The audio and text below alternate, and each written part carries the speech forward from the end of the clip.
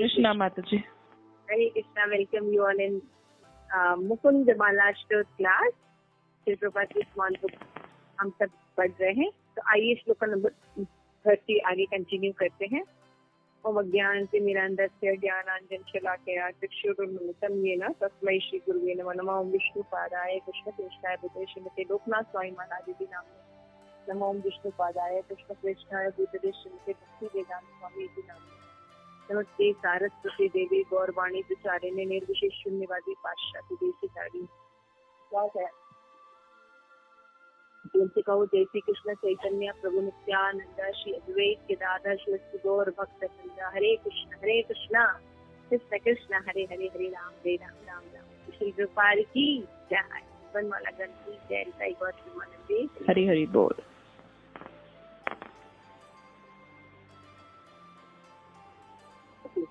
तो श्लोक है थोड़ा डिफिकल्ट है इसको पढ़ने में, लेकिन ये भाव बहुत सुंदर है। इसमें भगवान के बड़े अच्छे अच्छे नाम है, आपको बहुत पसंद आए। हस्त अपाय भुज अंग गारुण्यमणि त्रैलोक्य रक्षामणि गोपी लोचन चातक अम्बुजमणि सौंदर्य मुद्रामणि कांतामणि रुक्मणि घन कुद्वंद एक भूषामणि श्रेय देवसी शिखामणि दुष्यंतु नो गोपाल चूड़ामणि। हाउ ब्यूटीफुल ना। इसमें मणि शब्द को बार बार रिपीट किया गया है। कितनी खूबसूरत बेटी है। इसका अनुवाद है कि अपने पंखों पर भगवत भक्तों को ले जाने वाले गरुड़ की पीठ पर सवार वे कृष्ण मणि, वे वह चमत्कारी मणि है जो तीनों लोगों की रक्षा करने वाली।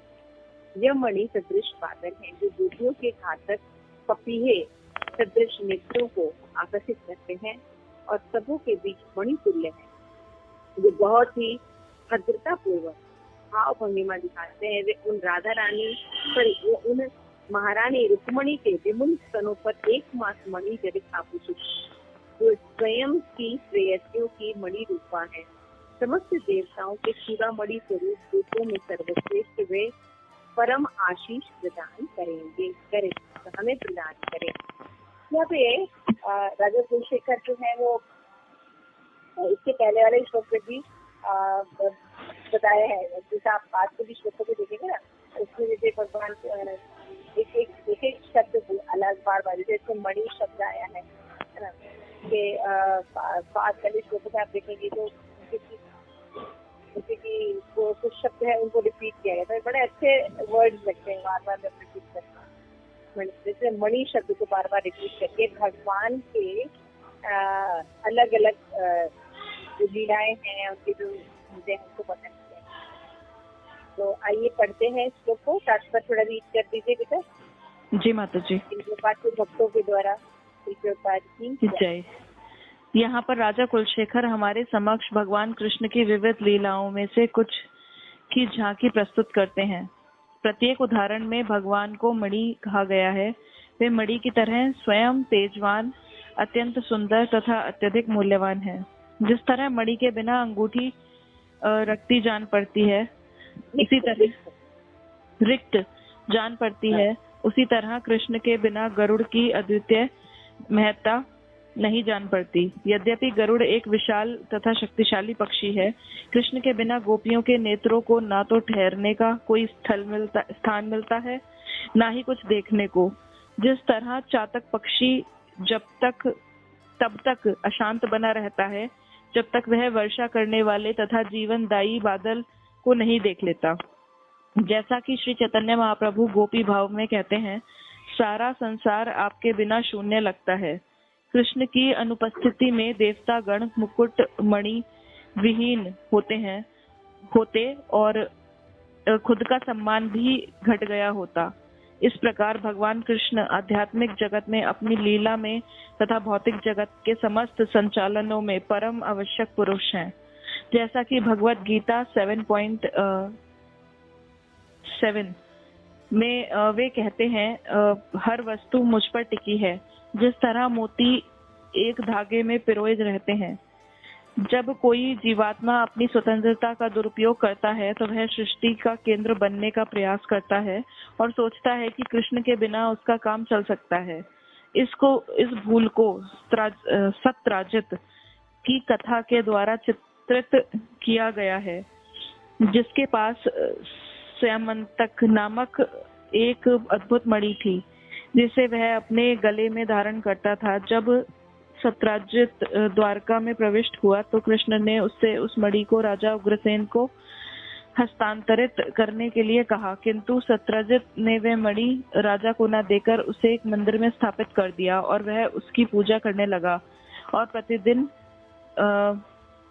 970 पौंड सोना प्राप्त करने लगा। चूंकि उसका दावा था कि वह मणि कृष्ण की नहीं है, अतः सत्यराजित तथा उसके परिवार को अनेक प्रकार के कष्ट सहने पड़े। उस राजा को तभी शांति मिल सकी जब उसे यह बोध हुआ कि उस स्यामंतक मणि को परम मणि स्वरूप कृष्ण को प्रदान कर देना चाहिए। अतः उसने वह मणि तथा अपनी पुत्री सत्यभामा दोनों को भगवान को समर्पित कर दिया। हरे कृष्ण। तो यहाँ पे देखिए कितना सुंदर है कि भगवान को बार बार मणि के रूप में बार बार शब्द को रखा गया है और भगवान के अलग अलग गुणों को और ज्यादा बताया गया है। तो जिस तरह बता रहे एग्जाम्पल दे रहे हैं कि अगर आपके पास अंगूठी है और उसमें हीरा नहीं जड़ा या कोई नग नहीं है तो इतना अच्छा नहीं लगता ना, नग रहता है या कोई मणि रहती है तो सुंदर लगता है और खूबसूरती बढ़ जाती है। इसी प्रकार जब भगवान जो कृष्ण के बिना गरुड़ कितने भी महान है तो महत्व नहीं रह जाता। यद्यपि बहुत विशाल पक्षी है गरुड़, है ना, और भगवान के बहुत शक्तिशाली हैं, लेकिन नहीं। इसी तरह कृष्ण के बिना गोपियों के नेत्र को न ठहरने का कोई स्थान नहीं मिलता। गोपियों के नेत्र कहाँ देखे, मतलब वो हमेशा कृष्ण को ही ढूंढती रहती है ना। तो जब वर्षा करने वाले जो बादल होते हैं तो चातक पक्षी जो होते हैं वो उन्हीं को देखते रहते हैं क्योंकि वो उन्हीं का जल पीते हैं। चैतन्य महाप्रभु गोपी भाव कहते हैं कि ये सारा संसार है आपके शून्य लगता है, कृष्ण के अनुभूति में देवतागण मुकुट मणिहीन लगते हैं। कि अगर देवताओं पूरे देवताओं लेकिन उसमें कृष्ण नहीं हो, वहाँ विष्णु नहीं हो तो सब बेकार लगता है ना। कहने का क्या मतलब है कि भगवान सर्व चूड़ामणि, सबसे खूबसूरत, हर जगह जब भगवान रहते हैं तब किसी की शोभा नहीं। अगर भगवान नहीं रहे तो कुछ नहीं कर सकते। जैसे आप अभी क्लास में पूछ रहे थे कि गुरु का क्या महत्व है। अगर कलयुग में अगर एक अच्छे वैष्णव गुरु हैं, वो अगर चैंटिंग नहीं करे, अपनी लाइफ सेक्रीफाइस नहीं करे, वो भगवान से प्रे नहीं करे, तो हम जैसे कलयुग के जीव, वो भी स्त्रियां, भगवान की इतने बड़े बड़े शास्त्रों को, इतनी बड़ी बड़ी सेवाओं को कैसे कर सकते हैं, है ना। तो जब वो लोग भगवान को आकर्षित करने के लिए पूजा करते हैं, माला करते हैं, मंत्र मेडिटेशन करते हैं, आवाहन करते हैं, हमें भगवान से प्रार्थना करते हैं, जिन तीर्थ स्थानों में जाते हैं हर तीर्थ स्थानों में हमसे हमारे लिए प्रे करते हैं, तब हम यहाँ बैठे बैठे कलयुग के जीव कुछ 2-3 बातों को समझ पाते हैं या चैंटिंग कर पाते हैं। समझ में आई बात। तो इसी तरह से जब कृष्ण रहते हैं तभी हर चीज की सुंदरता है, अदरवाइज कोई चीज की कोई महत्व नहीं। मणि है भगवान। तो यहाँ पे बताते हैं कि मुकुट विहीन, है ना। जैसे देवतागण अगर मुकुट नहीं पहना तो कैसे लगेंगे, थोड़ा अजीब तो लगेगा ना। उसी तरह अगर कृष्ण नहीं है तो अच्छा नहीं।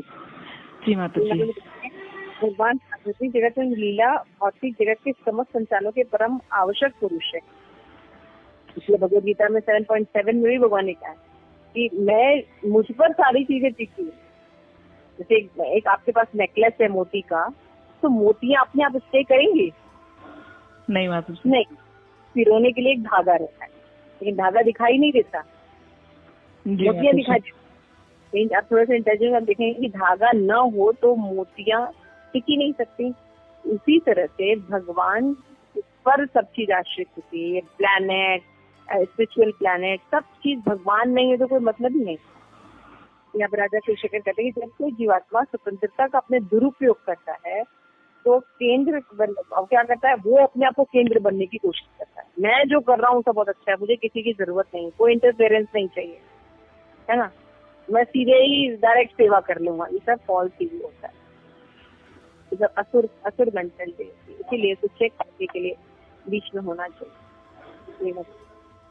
तो कृष्ण के बिना उसका काम चल सकता है। इस भूल को सत्राजित की कथा द्वारा दिखाया जा सकता है। तो सत्राजित जो थे भगवान के जो है वो उनके पास एक अद्भुत मणि थी, तो इसका नाम था सन्मंतक मणि।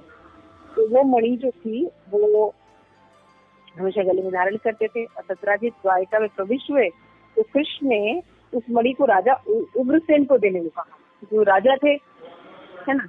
तो लेकिन सत्राजित सोचे कि मैं नहीं दूंगा मणि, उसे एक मंदिर में स्थापित कर दिया और पूजा करने लगे। तो उस मणि की विशेषता क्या थी कि वो केवल मणि ही नहीं थी, बल्कि जहाँ रहती थी वहाँ रोज वो 170 पाउंड सोना भी देती थी।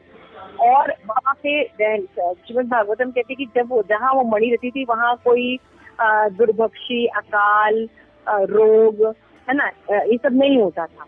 समझ गए जी मैम। प्रॉस्पेरिटी रहती थी। हाँ, प्रॉस्पेरिटी रहती थी। तो चूंकि वो करते थे, कृष्ण ने उनको बोला भी कि नहीं आप ये मणि मत रखिए बल्कि राजा को दे दीजिए, लेकिन उन्होंने नहीं सुना। तो उसी कारण उनको कष्ट झेलना पड़ा। और जब उस राजा तभी शांति मिली जब उसको बोध हुआ कि समय से बड़ी परम मणि स्वरूप है और कृष्ण को दे देना चाहिए। देखिए, कोई चीज आपके पास है लेकिन उसको आप कंसीव नहीं कर सकते, रख नहीं सकते, तो फिर आप कैसे करेंगे, है ना। अब वो रोज इतना सोना देती, एक आम आदमी इतना सोने का क्या करेगा। राजा बहुत कुछ कर सकता है ना, समझ गए। राजा बहुत कुछ कर सकता है और राजा के पास होगी तो पूरे देश में प्रॉस्पेरिटी रहेगी और वो उनका जो भी सोना निकलेगा वो उनका मतलब हमेशा यूज कर सकते हैं। लेकिन एक साधारण व्यक्ति अगर है 170 किलो पौंड सोना कितना क्या कर लेगा, कितना धन इकट्ठा करेगा। फिर वही धन जो है उसकी मृत्यु का कारण बनेगी। जरा चोर के आते हैं, है ना। अच्छा, साधारण व्यक्ति है तो ज्यादा असर भी नहीं है। राजा का तो कोई आक्रमण करने में सोचेगा ना एक बार। जी माता जी। इसलिए भगवान ने ऐसा किया था, लेकिन उन्होंने नहीं सुना था। फिर बाद में उनको समझ में आया, उन्होंने किसको दिया, कृष्ण को। कहते कि भगवान आप इसको कैरी करने के लायक, आप ही कैरी कर सकते। तो भगवान मणि है। तो इस श्लोक में राजा कुलशेखर हमें समझा रहे हैं कि हम अपने जीवन में अज्ञानता के कारण बहुत से आश्रय तत्व बना लें, डिपेंडेंसी बहुत से लोगों को बना लें। ये माता पिता हमारी रक्षा कर लेंगे, भाई बहन हमारी रक्षा कर लेंगे, हमारे संबंधी रक्षा कर देंगे, बैंक बैलेंस पैसा हमारी रक्षा कर देगा, कोई रक्षा नहीं कर सकता। आश्रय तत्व कृष्ण है। जब तक हम सही आश्रय तत्व नहीं लेते हैं तभी हमारे जीवन में दुख रहता है। तो सही आश्रय तत्व ग्रहण करते हैं, शरणागति ग्रहण करते हैं, तो हमारे जीवन में केवल सुख ही रहता है। तो ये शरीर त्याग करके हम अपने घर वापस भी चले, यहाँ भी सुखी रहते हैं और आगे का डेस्टिनेशन भी। ब्यूटीफुल श्लोक। राजा कुलशेखर ये बता रहे कि भगवान कृष्ण मणि। इसलिए वैष्णव को शिक्षा लेनी चाहिए कि हर समय हरे कृष्णा कृष्ण कृष्ण हरे हरे, हरे राम राम राम हरे हरे, ये मंत्र का आश्रय लेना। दुख हो सुख हो तो भगवान सदैव साथ में। कई आश्रय तक बता। जी माता जी।